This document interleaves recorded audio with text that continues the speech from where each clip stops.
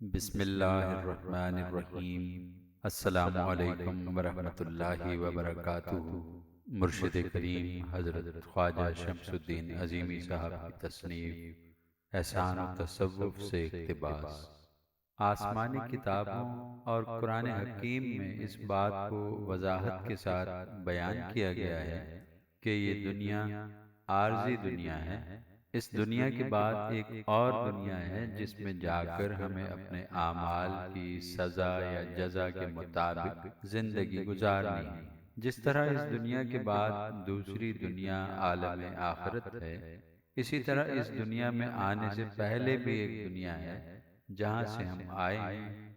اس دنیا کا نام عالم ارواح ہے۔ اللہ کے فرستادہ ہر نبی مکرم علیہ السلام نے اس امر کی تبلیغ کی ہے کہ انسان کا صحیح ورثہ وہ علم ہے جو اللہ تعالیٰ نے ابو البشر حضرت آدم علیہ السلام کو خود پڑھایا اور سکھایا ہے۔ ابو البشر حضرت آدم علیہ السلام کی فضیلت کا سبب بھی یہی علم ہے جو جنات کو اور فرشتوں کو عطا نہیں کیا گیا۔ ایک علم ظاہری ہے، دوسرا علم باطنی ہے۔ ظاہری علم معیشت و معاشرت کا علم ہے اور باطنی علم تصوف ہے۔ تصوف کا آغاز اس وقت ہوا جب اللہ تعالیٰ نے فرشتوں سے کہا، میں زمین پر اپنا نائب بنانے والا ہوں۔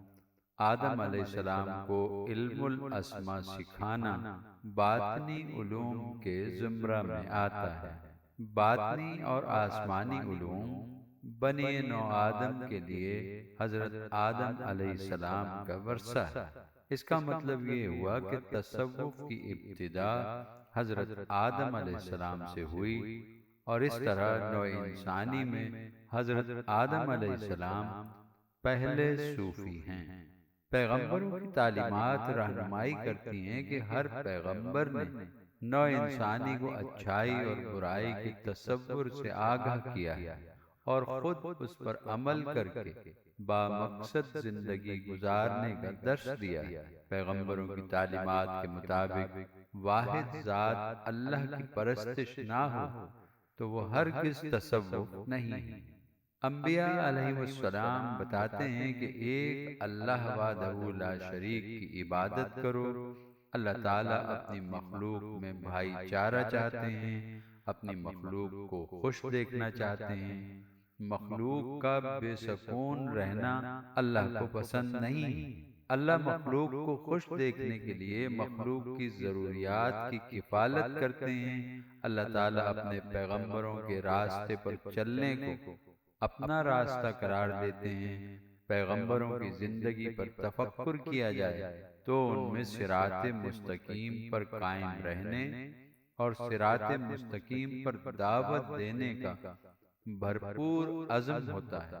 پیغمبر عفو و درگزر سے کام لیتے ہیں، حق تلفی نہ کرنے کی تلقین کرتے ہیں۔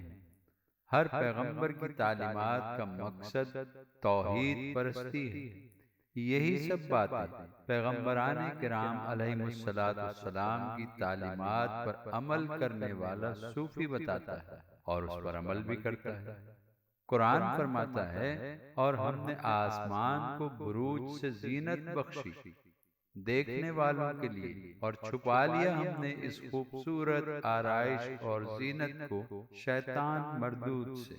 تصوف کا شیدائی صوفی اس کی تفسیر اس طرح بیان کرتا ہے کہ جو لوگ آسمان پر بروج کی زینت کو نہیں دیکھتے یا دیکھنے کی کوشش نہیں کرتے، وہ انسان کہلانے کے مستحق نہیں۔ اللہ تعالیٰ نے ہر انسان کو روحانی صلاحیتوں سے بہرہور کیا ہے۔ ہر انسان اس صلاحیت کو بیدار کر کے آسمان پر بروج کو دیکھ سکتا ہے۔ قرآن پاک کی ایک سورہ معون آیت نمبر 6 میں ارشاد باری تعالیٰ ہے، پس خرابی ہے ان نمازیوں کے لیے جو اپنی نمازوں سے بے خبر ہیں۔ یعنی نماز تو وہ پڑھتے ہیں لیکن انہیں نماز میں مرتبہ احسان حاصل نہیں ہوتا۔ صوفی کہتا ہے جس کو نماز میں مرتبہ احسان یعنی حضور قلب نہ ہو، اس کی نماز نماز نہیں بلکہ اس کے لیے خرابی ہے۔ صوفی کا عقیدہ ہے کہ اگر انسان خشوع اور خضوع کے ساتھ اللہ کو صدق دل کے ساتھ حاضر و ناظر جان کر صلاۃ قائم کرے تو اسے حضوری قلب نصیب ہو جاتی ہے۔ اللہ تعالیٰ فرماتے ہیں، کیا ان لوگوں نے آسمان اور زمین کے نظام پر کبھی غور نہیں کیا، اور کسی چیز کو بھی جو خدا نے پیدا کی ہے آنکھیں کھول کر نہیں دیکھا؟ آنکھیں کھول کر دیکھنے سے مراد باطنی نظر سے دیکھنا ہے جو روح کی آنکھ ہے۔ اور کیا یہ بھی انہوں نے نہیں سوچا کہ شاید زندہ رہنے کی جو مہلت دی گئی ہے اس کے پورے ہونے کا وقت قریب آ گیا ہے۔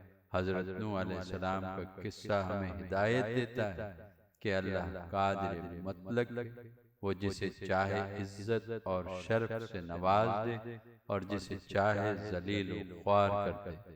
اللہ عجز و انکساری کو پسند فرماتا ہے۔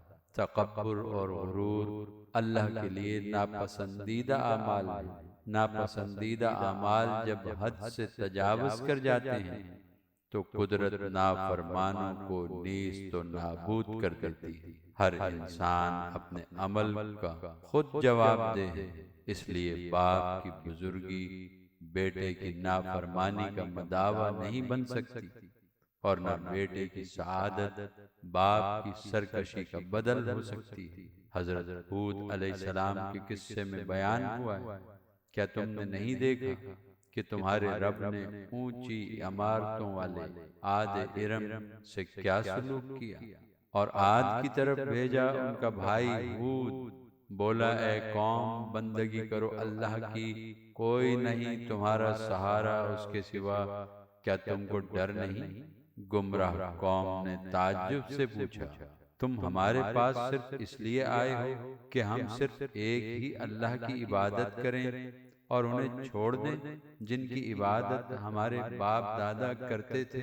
حضرت ہود علیہ السلام نے کہا، کیوں جھگڑتے ہو مجھ سے؟ ناموں پر رکھ لیے ہیں تم نے اور تمہارے باپ دادا نے، نہیں اتاری اللہ نے ان کی کوئی سند۔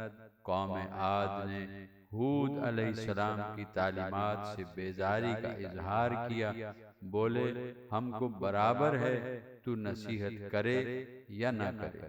حضرت ہود علیہ السلام نے ان سے کہا، یاد کرو اس ذات کو جس نے تمہیں وہ کچھ دیا ہے جو تم چاہتے ہو، تمہیں جانور دیے، اولادیں دی، باغ و شجر دیے، اور تمہارا یہ حال ہے کہ تم اللہ کے ساتھ انہیں شریک کرتے ہو جو تمہیں نفع و نقصان نہیں پہنچا سکتے۔ عظمت و خوشحالی کا مظاہرہ کرنے کے لیے تم نے کئی منزلہ عالی شان عمارتیں بنائی ہیں، دولت اور ثروت ہونے کے باوجود تمہیں اطمینان قلب نہیں ہے، اس لیے کہ تم نے مادی دنیا ہی کو سب کچھ سمجھ لیا ہے۔ جزاک اللہ خیرا۔